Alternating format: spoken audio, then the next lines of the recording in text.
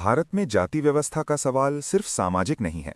ये ऐतिहासिक, आर्थिक, राजनैतिक और यहाँ तक कि आनुवंशिक पहलुओं से भी जुड़ा हुआ है। अगर हम शुरुआत देखें तो प्राचीन भारतीय समाज में वर्ण का उल्लेख मिलता है।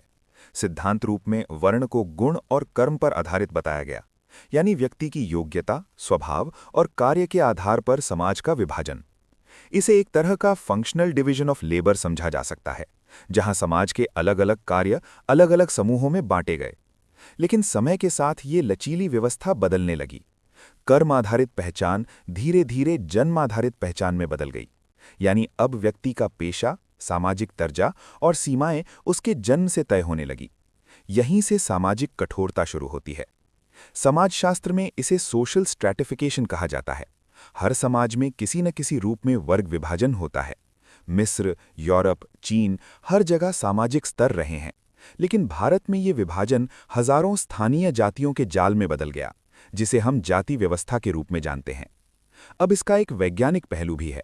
जब किसी समाज में विवाह अपने ही समूह के अंदर सीमित हो जाए, इसे एंडोगमी कहते हैं। भारत में कई समुदायों में सदियों तक यही प्रथा रही। आधुनिक जेनेटिक स्टडीज से पता चलता है कि लगभग 2000 साल पहले कई समूहों के बीच आपसी विवाह कम हो गए थे।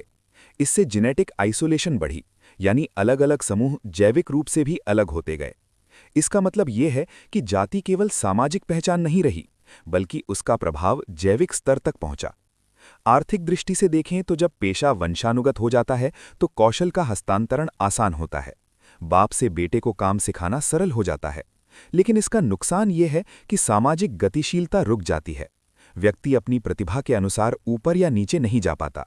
राजनैतिक दृष्टि से देखें तो बड़ी सभ्यताओं में सामाजिक अनुशासन बनाए रखना शासन के लिए आसान होता है। जब किसी व्यवस्था को धार्मिक वैधता मिल जाती है तो वो और स्थायी हो जाती है।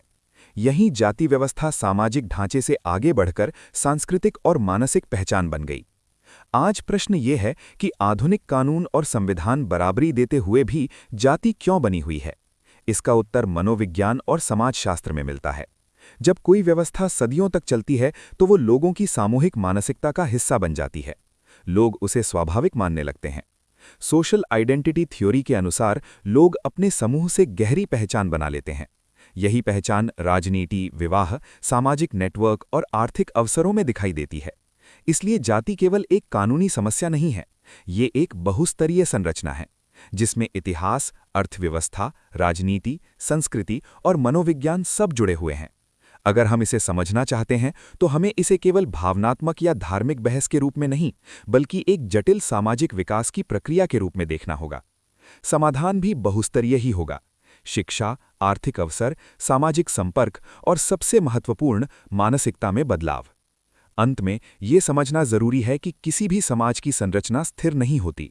इतिहास में जो बना है वो बदला भी जा सकता है, लेकिन बदलाव के लिए समझ, संवाद और जागरूकता आवश्यक है। जाति व्यवस्था को समझना केवल अतीत को जानना नहीं है, बल्कि ये भविष्य को बेहतर बनाने की दिशा में पहला कदम है।